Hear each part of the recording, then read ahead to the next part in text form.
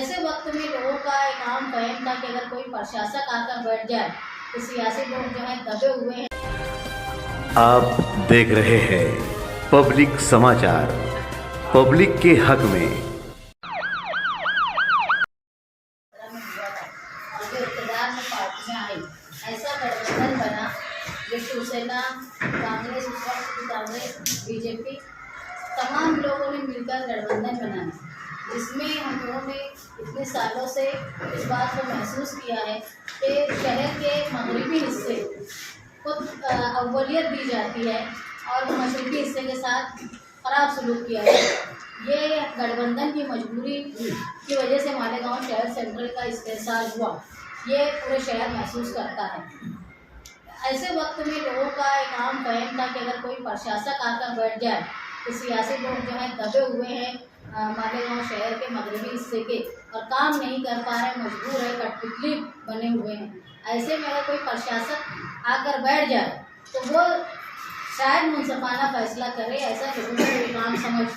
लेकिन ये तो 22 के जून के बाद से जब मालेगांव शहर कॉर्पोरेशन की बॉडी खत्म हुई और प्रशासक का राज शुरू हुई, तो ये गलतफहमी भी शहर के लोगों की ख़त्म हो गई। ये आए हुए प्रशासक जो पहले कमिश्नर थे, अब उनके पास प्रशासक का चार्ज भी है। मालेगांव शहर सेंट्रल के साथ वो मुसलसल ख़राब सलूक कर रहे हैं। जो मालेगांव शहर एक खंडर बन गया है, वो खंडर को मज़ीद खंडर करने का काम कर रहे हैं। हमारा ये मानना है, मालेगांव शहर सेंट्रल का ये मानना है कि कमिश्नर जो प्रशासक है वो मगरबी हिस्से के दबाव में जानबूझकर मशरक़ी हिस्से के साथ, मालेगांव सेंट्रल के साथ मुसलसल जिसको हम बोलेंगे फ़िरका परस्ती का सलूक कर रहे हैं। लोग हमेशा माजी से बोलते आए कि फ़िरका परस्ती ने अपना रूप बदल दिया।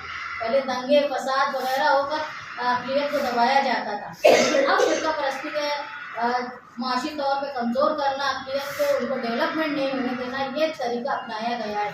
जिसकी सबसे बड़ी मिसाल आप फ़र्क मालूम, सेंट्रल और आउटर का हिस्सा, मगरिब और मशरिक़ में ज़मीन आसमान का फ़र्क है।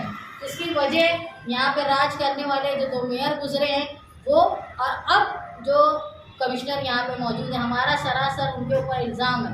जब मालेगांव सेंट्रल में काम करने की बात आती है तो वो ये बोलते हैं कि इस यहाँ के फंड पर स्टे लगा हुआ है, और जब मगरिब में काम करने की बात आती है तो वो स्टे हट जाता है। सिर्फ मालेगांव सेंट्रल को बर्बाद करने के लिए कमिश्नर जो है किसी की बात सुनकर, अफसोस की बात यह है कि मालेगांव शहर के लीडरान के अच्छे रिश्ते होने के बावजूद भी, दोनों पार्टी के, बड़ी पार्टी के रिश्ते कमिश्नर से और मगरिब के हिस्से के बड़े लीडर से अच्छे होने के बावजूद भी मालेगांव सेंट्रल के हाथ में सिर्फ सिफर, जो पहले भी था, अब हमको ऐसा लग रहा है कि वो मज़ीद, पहले तो ऐसा था कि ठेकेदारी के नाम से कम कुछ ना कुछ काम तो हो जा रहा था मशरक़ के हिस्से में।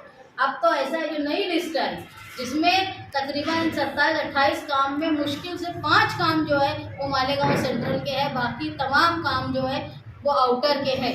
कमिश्नर फ़िरका परस्ती कर रहे हैं, मालेगांव सेंट्रल से टैक्स वसूल कर रहे हैं, लेकिन इसका पूरा फ़ायदा वो मालेगांव के मगरबी हिस्से को दे रहे हैं, जिसकी वजह से अब शहर की आवाम जो है बेचैन हो चुकी है। हम लोग फ़ख्र महसूस करते हैं कि शुरू से लेकर आज तक, जब बुलंद इकबाल गढ़ नेता थे, तब से लेकर आज तक जनता दल ही एक वाहिद पार्टी थी जिन्होंने मुखालफत की इस फ़िरका परस्ती के ख़िलाफ़। चाहे वो पानी का मामला हो, चाहे मालेगांव शहर में डेवलपमेंट का मामला हो, चाहे फ़ंड की तकसीम का मामला हो, सिर्फ जनता दल ही थी जिसने हमेशा आवाज़ उठाई।